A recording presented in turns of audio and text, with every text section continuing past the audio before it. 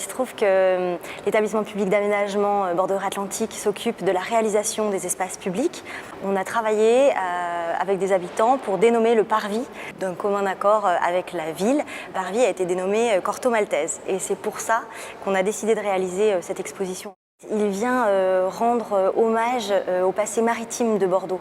Corto, c'est un marin, c'est aussi un symbole de liberté qui est en résonance avec la saison culturelle de cette année. Et puis, c'est aussi un symbole d'ouverture.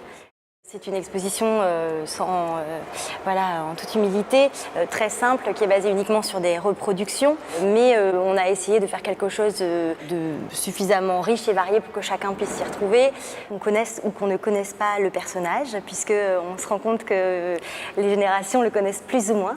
C'est la raison pour laquelle l'axe principal, c'est un axe thématique. D'une part, le personnage de Corto Maltese. On a essayé de le montrer sous toutes ses facettes, puisque c'est un personnage extrêmement riche. Et puis d'autre part, l'entrée à travers les lieux. C'est un grand voyageur qui nous propose des aventures assez extraordinaires. Et il se trouve qu'au-delà du parvis Corto Maltese qui est derrière nous, nous avons juste derrière l'exposition également l'allée de Rio.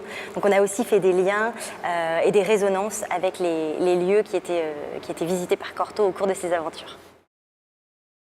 J'aime ce qu'il représente, avec ce grand respect des personnages qu'il rencontre au cours de ses aventures, quelles que soient les croyances, les cultures, c'est des choses qui me parlent énormément et que je trouve très importantes à porter aujourd'hui. En reparcourant les albums, j'ai découvert cet échange avec le baron de Rothschild dans lequel il lui dit bon, allez, vas-y, on va boire un verre maintenant. Et je crois que c'est ça la richesse aussi de cette œuvre, c'est qu'en fait à chaque relecture, on redécouvre des petites subtilités, des références littéraires qui font écho aussi à sa vie personnelle et au cheminement qu'on a pu faire. J'ai eu la chance d'avoir des partenaires assez extraordinaires. Le musée des Confluences de Lyon a accepté de me prêter des ouvrages.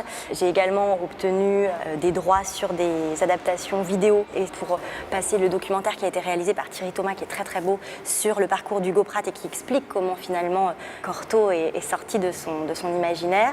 Et puis après ça, évidemment, les accords de Kung SA qui gèrent les droits d'Hugo Pratt pour l'ensemble des reproductions, avec une dimension très simple, mais ne serait-ce que de la vitrophanie qui vient aussi montrer le personnage, les aquarelles, puisque ce sont des reproductions d'aquarelles des différents personnages que rencontre Corto, et aussi tout le travail musical qui est réalisé par Pratt, puisque la musique prend beaucoup de place et vient illustrer le récit, et puis d'autres thèmes qui nous tenaient à cœur, et puis les saveurs du monde.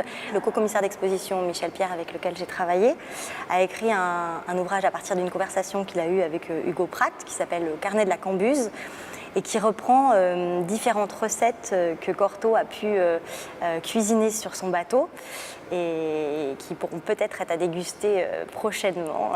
En tout cas, le cocktail Corto Maltese est déjà disponible.